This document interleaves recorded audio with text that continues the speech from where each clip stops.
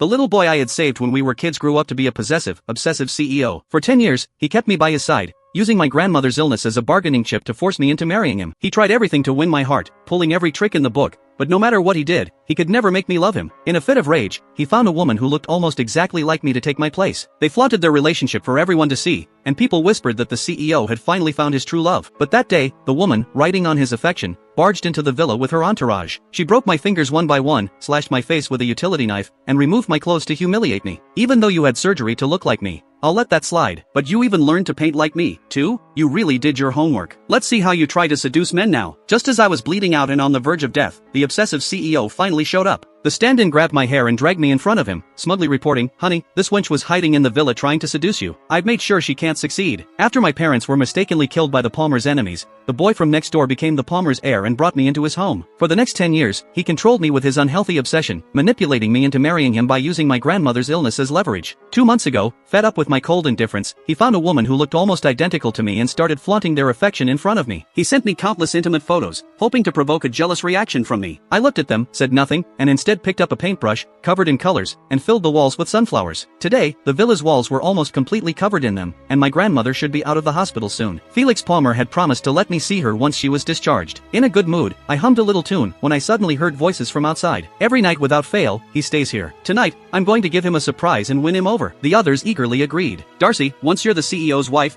don't forget about us. I rushed out, wanting to warn them to leave quickly. Felix didn't allow anyone to come over here. There was a time when I had tried to escape by asking a passerby for help, only for him to turn that person into a vegetable. After that, he locked me in this remote villa on the outskirts. It was isolated, and there was no way for me to escape. He left only a loyal maid to take care of my daily needs. But as soon as I opened the door, I came face to face with a woman who looked almost exactly like me, freezing the air in the room. From her hairstyle to her face, to the flawless white dress, the resemblance was so striking that even I was shocked. This was Felix's new girlfriend, Darcy Sherman. Finding a substitute so similar to me wasn't easy. Darcy froze for a moment, and the joy on her face quickly turned to anger. She raised her hand and slapped me. "What are you doing here? How dare you sneak into my man's villa? You really have guts." Before I could explain, she roughly grabbed my hair and dragged me out into the sunflower-filled garden. "You wench, how dare you get plastic surgery to look like me and hide in my man's villa? Looks like you've done your homework well. You've been spying on me and my man, haven't you?" She pinched my face, her eyes full of venom. "Not only did you get surgery, but you even learned to paint like me, too. You're pathetic. How dare you try to seduce my man? You're asking for trouble. If I hadn't come today, you would have really gotten away with it." My knees and arms scraped against the ground, tearing open, the pain shooting through me like needles. With the maid, Mona, gone, I was all alone in the house. I had no chance in a physical fight. I quickly explained, "I'm Felix's legal wife. If you don't believe me, I can call him." But just as I reached for my phone,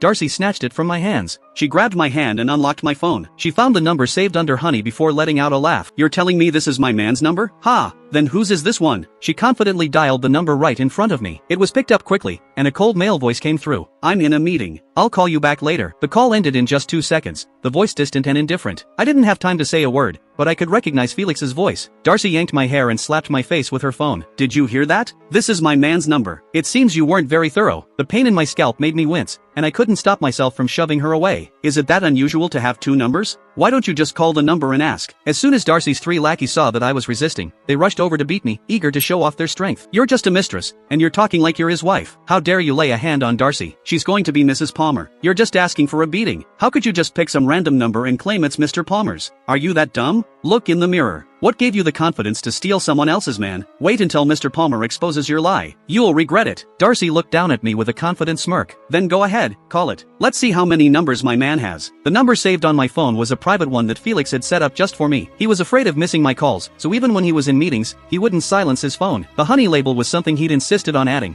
or else he'd cut off my grandmother's medication. So, I was certain Felix would pick up the call. Seeing my calm demeanor, Darcy's face darkened, and she quickly dialed the number. I thought that once the call went through, it would prove our relationship and make them leave. But when the phone rang, the message came through that the number was unreachable. At that moment, I froze, shocked by the result. Darcy breathed a sigh of relief, fully convinced I was a liar, and slapped me hard. Her long nails left deep scratches on my face, and the sting was unbearable. "Dare to dream, huh? You think you're going to be Mrs. Palmer? Who knows whose sugar daddy's number you're calling? He won't even answer your call. No wonder you're rushing to find another rich guy. Too bad for you, you've hit a dead end today." The lackeys, now convinced I was just a desperate mistress trying to lure Felix away, closed in on me, ready to make me pay. "Darcy, teach this shameless woman a lesson so she knows her place. Yeah, let's show all those other cheap women out there what happens when they try to seduce Mr. Palmer." They even pulled out their phones and started recording a video. I turned my face away to avoid the camera, but they grabbed my hair and forced me to face the lens, slapping my face and verbally humiliating me. This wench got plastic surgery to look like me and snuck into my boyfriend's villa, trying to get into his bed. I caught her in the act. We have to teach her a lesson. She even made a mess of the villa, painting all these flowers. Perhaps she was hoping my man would praise her art, but she'll be the one paying for the cleaning. Don't you know my man hates sunflowers? He even got angry once when I wore a sunflower hairpin. And you? You filled the whole yard with them. Hearing this, the lackeys got excited, like they were on some kind of adrenaline rush, and started tearing the sunflowers apart. I went crazy, struggling to stop them. No, don't touch my flowers. Darcy kicked me back to the ground, then stepped on my stomach, pressing down hard. The pain was so intense I couldn't get up. She sneered. These stupid flowers aren't worth anything. If they're ruined, they're ruined. This is my man's villa. Who allowed you to act like this? The value of these flowers was never about money. They were planted by Felix himself. I remembered the time when the housekeeper broke one of them while watering, and Felix broke her arm. I wasn't grieving for these worthless people, but for the sunflowers, they were my lifeline through my depression. After seeing my parents killed before my eyes, Felix had planted those sunflowers for 10 years, doing everything he could to help me heal. Now, those sunflowers were being destroyed in front of me, as if they were pushing me back into the abyss. Not only that, but they even threw paint on the walls inside, ruining all the sunflowers there too. I was pinned to the ground, my eyes bloodshot, like a fish desperately struggling in despair. It was a stark contrast to Darcy's sinister face above me. I prayed Mona would come back soon. Every day, she drove down the mountain to get fresh vegetables, and she usually took about an hour to come back. If I calculated the time right, she should be back any minute now. At that moment, Darcy answered a call, her tone sharp and annoyed. So what if you're stopped on the road? It's your problem if you can't get here. Why are you even driving, you old hag? She hung up the phone immediately, but I recognized the frantic voice on the other end. It was Mona. Darcy's car was blocking the road, preventing Mona from getting back. She was rushing home to cook, and even if she had to walk back carrying the groceries, it would take her some time. I was done for. Darcy crouched down in front of me, her eyes glinting with malice. Look at what you've done to my man's villa. How should I punish you for that? One of the women with her picked up a bucket of bright, colorful paint and poured it over my head. If she likes to paint so much, let's give her a real masterpiece. She's so pathetic for trying to copy you, Darcy. The other two women joined in with their own cruel suggestions. Does she really need a man that badly? Why not just bring a few to cheer her up and keep her from obsessing over other people's boyfriends? That would be too easy on her. Ha ha, she's gonna have to pay up so much, she'll probably go bankrupt. Maybe we should introduce her to a few clients. She's good at seducing men, so she might just make enough money to cover it. Darcy kept staring at my face, her anger growing. She suddenly stood up and kicked me hard in the stomach. How dare you try to look like me? It's time I take that face back, don't you think? I heard a sickening crack as my nose broke, the pain making my head spin. Their laughter echoed in my ears. Of course it's fake. No real nose would break that easily. Hilarious. And she even copied Darcy's hairstyle. Cut it off. Right. She even tried to wear a white dress like Darcy. Let's take that off her. I tried to fight back, but the three of them overwhelmed me, punching and kicking until I was dizzy and couldn't do anything. Finally, they pulled out their phones, laughing at my helplessness as they filmed. Darcy wasn't finished yet. She grabbed a utility knife and came toward me with a menacing grin.